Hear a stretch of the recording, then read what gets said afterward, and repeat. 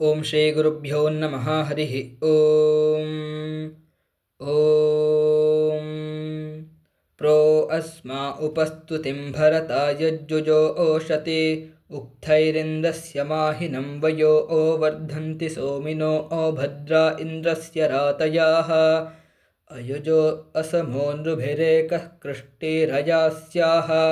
पूर्वीरति प्रवा आवृधे विश्वा आजातान्योजसा भद्रा इन्द्रस्य रातयाः अहितेन चिदर्वता जीरदा आनुस्सिशासति प्रवाच्यमिन्द्र तत्तव वीर्या आणिकरिष्यतो भद्रा इन्द्रस्य रातयाः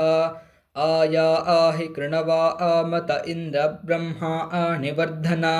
येभिषविष्ठचाकनो भद्रमिह श्रवस्यते भद्रा इन्द्रस्य रातयाः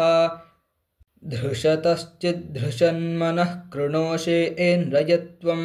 तीव्रैः सोमैः सपर्यतो नमो ओभिः प्रतिभूषतो भद्रा इन्द्रस्य रातयाः अवचष्टरुचि एषमो वतान् इव मानुषः जुष्ट्वी दक्षस्य सोमिनः सखा आयं कृणते युजं भद्रा इन्द्रस्य रातयाः विश्वे एत इन्द्रवीर्यं देवा अनुक्रतं ददुः भुवो विश्वस्य गोपतिः पुरुष्टुत भद्रा इन्द्रस्य रातयाः गृणेतदिन्द्रतेशव उपमं देवता आतये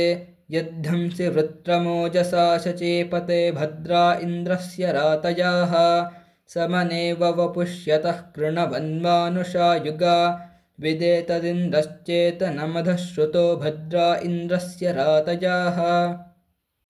उज्जातमिन्द्रतेशव उत्वामुत्तवक्रतुं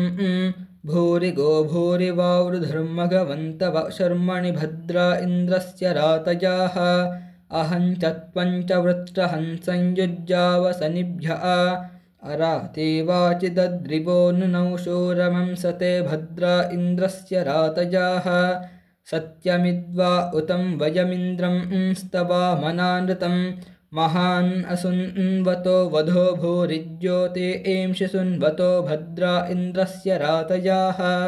ॐ शान्तिः शान्तिः शान्तिः हरिः ॐ।